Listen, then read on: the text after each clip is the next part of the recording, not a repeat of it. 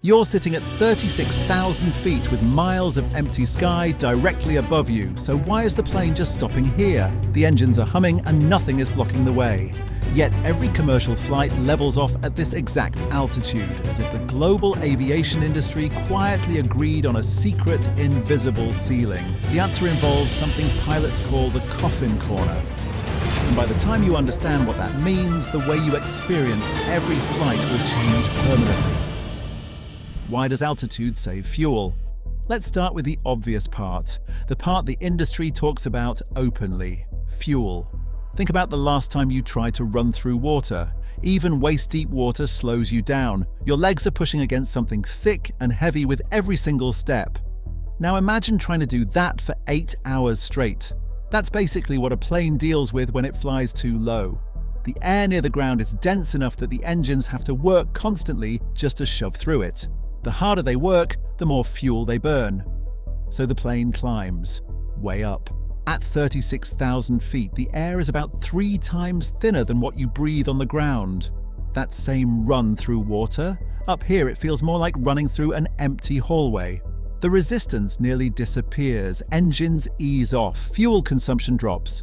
And for an airline burning tens of thousands of pounds of fuel on a single long-haul flight, even a small drop in fuel burn adds up to hundreds of millions of dollars saved across an entire fleet every year. How does the plane climb smarter?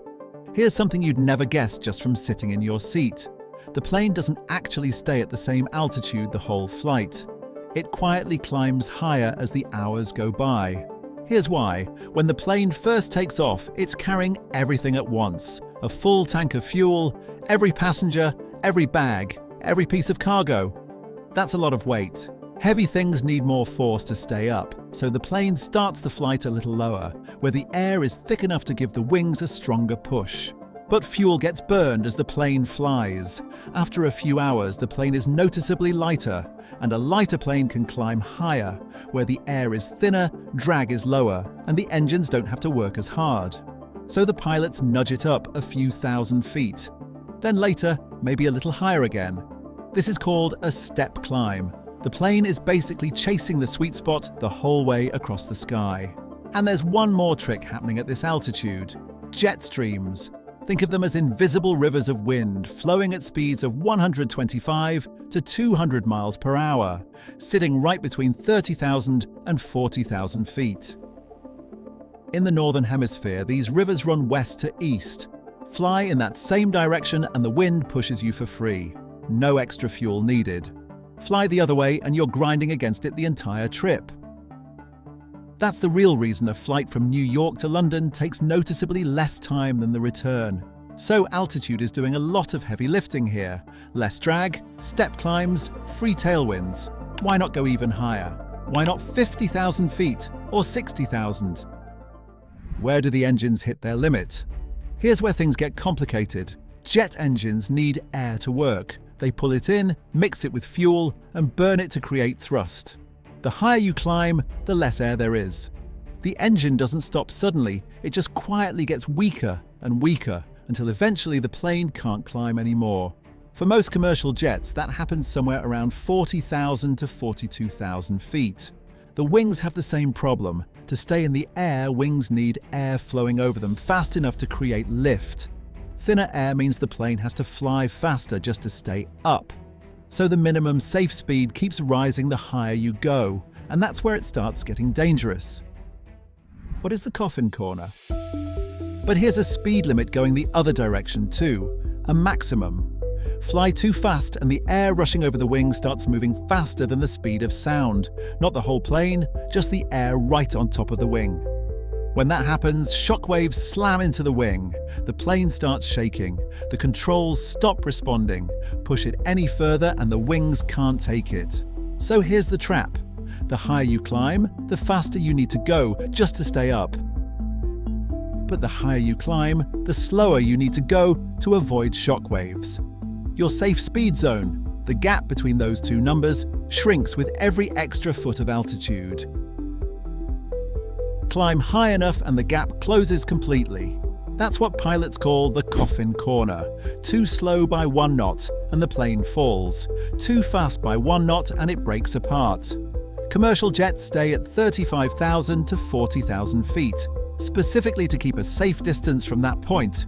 Enough buffer to handle a sudden gust or a moment of turbulence without it becoming a disaster. So now you know why the physics of the airplane itself caps out right around 40,000 feet. But there's a third limit nobody thinks about until something goes wrong. What happens to the people inside when the airplane pushes against those boundaries? And what does a real emergency at this altitude actually look like?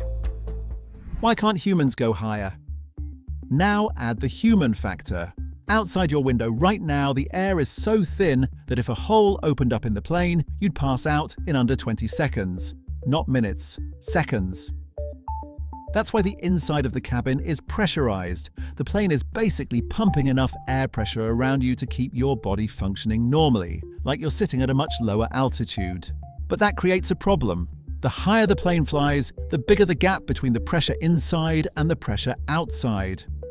That gap pushes outward on every surface, the windows, the walls, the doors, every seal on the entire aircraft. Engineers build planes to handle this, but only up to a point. At 60,000 feet, you'd need a completely different aircraft. Heavier, stronger, more expensive to build and fly. All the fuel savings you gain by flying higher would get wiped out by the extra weight you'd need to carry. And if something went wrong up there, a window crack, a seal failure, your time of useful consciousness wouldn't be 20 seconds. It would be 3 to 5 seconds. Not enough time to reach for the oxygen mask dropping in front of your face. In 1982, a British Airways 747 lost all 4 engines at 37,000 feet after flying into a volcanic ash cloud over Indonesia. The crew had no thrust and a full plane of passengers starting to descend. What saved everyone wasn't a backup engine or emergency equipment. It was altitude.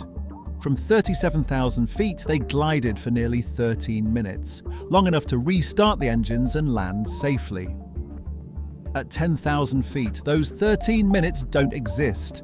Altitude isn't just where you cruise, it's time, and time is everything. What have you been missing? Now think back to every flight you've ever been on.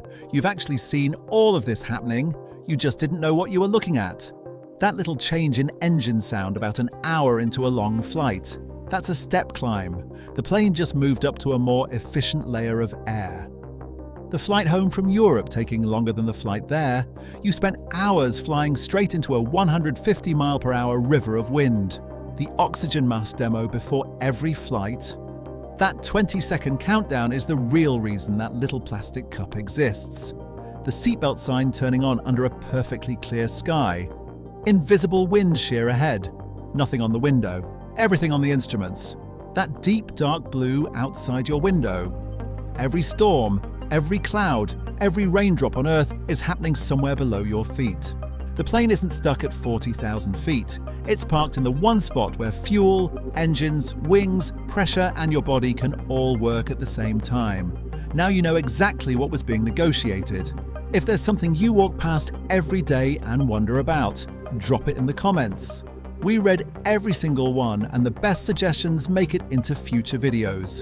Don't forget to subscribe so you don't miss what's coming next.